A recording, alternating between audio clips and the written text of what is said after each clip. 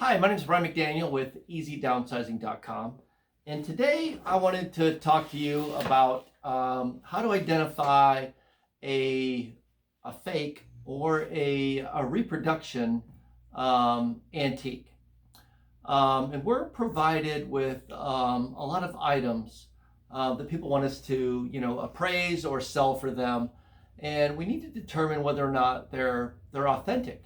And I'll say that a reproduction is not necessarily a fake. There are a lot of things out there that are reproduced, and they're reproduced under the intention of just making a newer version of something that was old and people appreciate.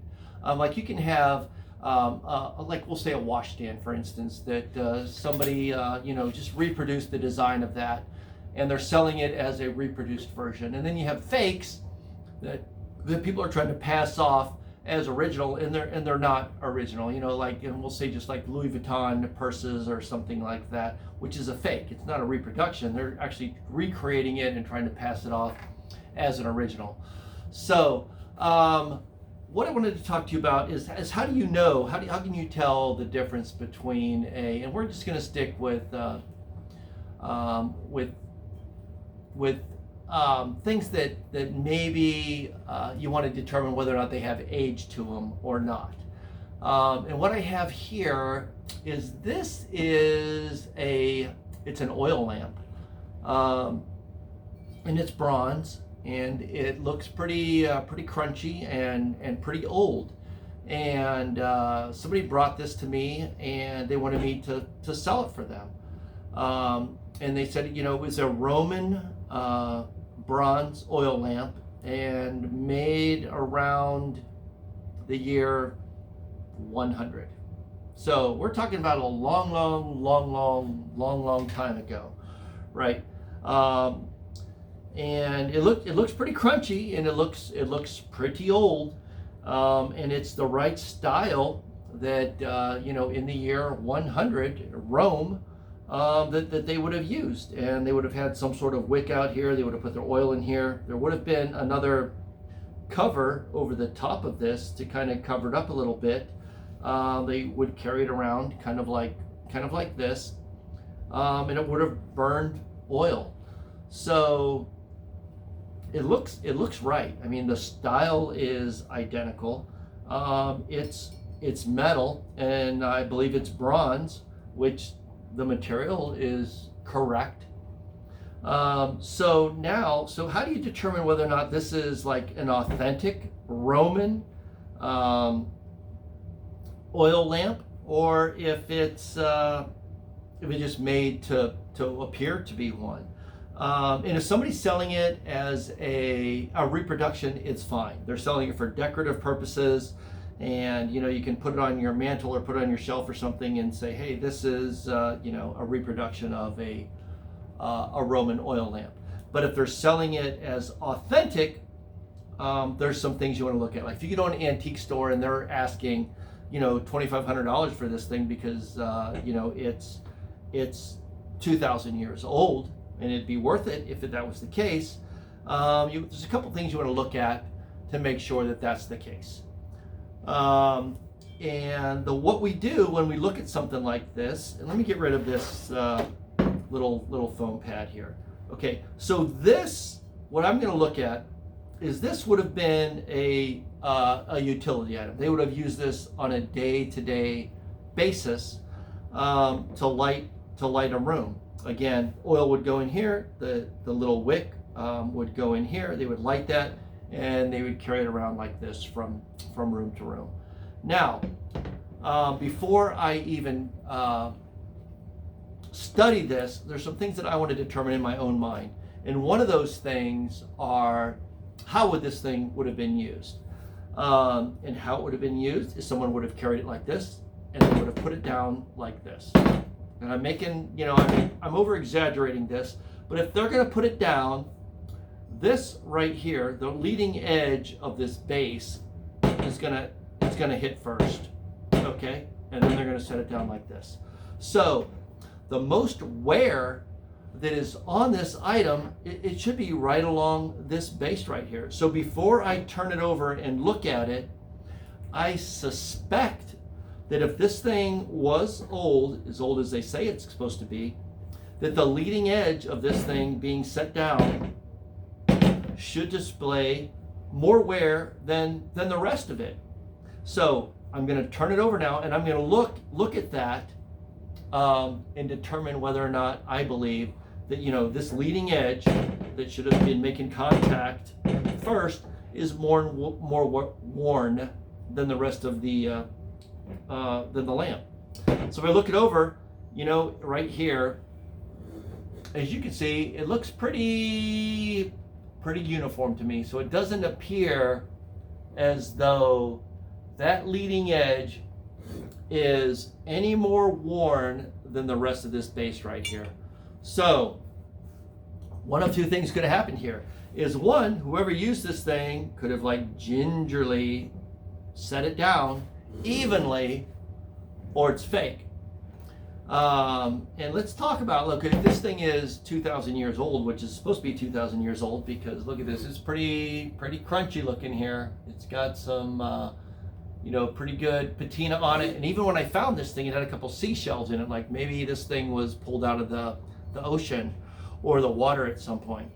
So turning this over and looking at the bottom of this thing right here, there isn't any wear on this leading edge, which would have been, you know, set down, and not set down on, you know, a plastic table like this is. It would have been set down on stone or marble or something hard. And if you can imagine doing this several thousand times, that leading edge, again, right here, is going to display, you know, some sort of significant wear. Well, that is certainly not the case with this oil lamp.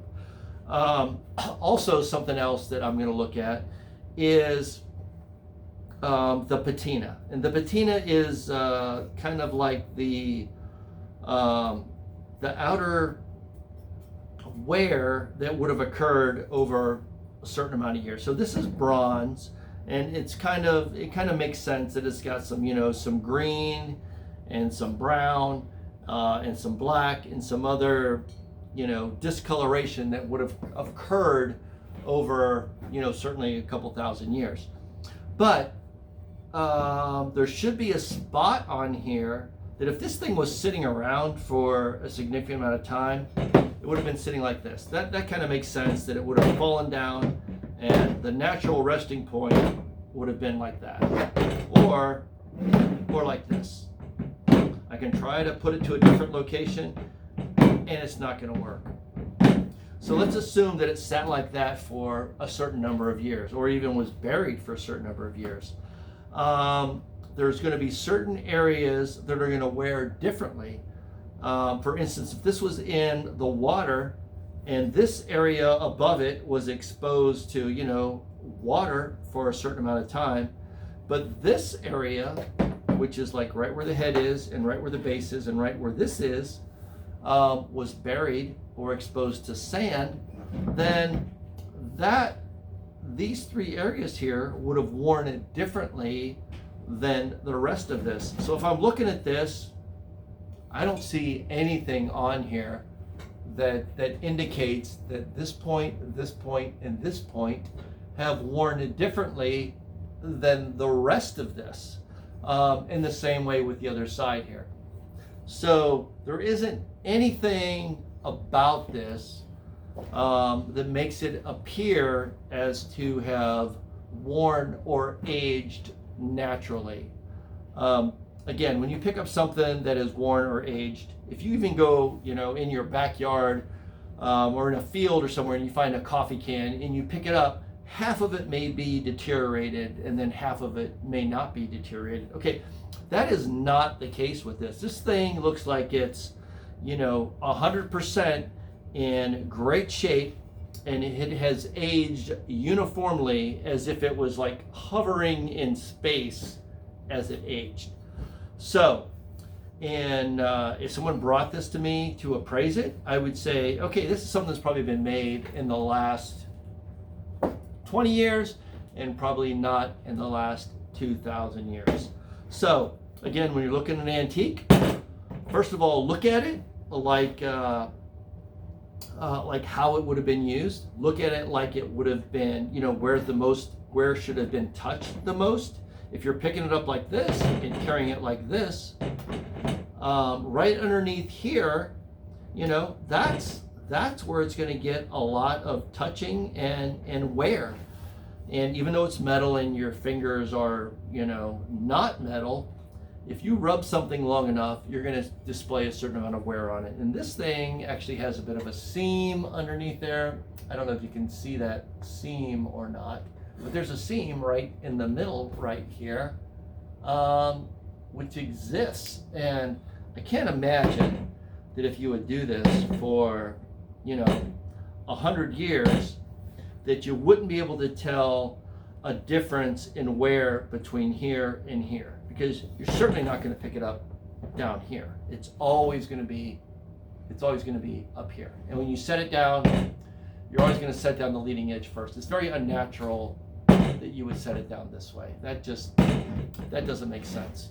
So when you're looking at an antique, look at what it is, how it would have been used, and then look for wear marks on where it would have made contact, where people would have touched it, and how it may have worn through, several hundred years, if it's supposed to be several hundred years old, or even 100 years old. When you turn over something that is supposed to be 100 years old, it should have some wear along the bottom. That's one of our biggest telltale signs whether or not something is old, or if it's a reproduction or a fake and being passed off as something new. Anyway, thanks for joining us, and we'll see you next time.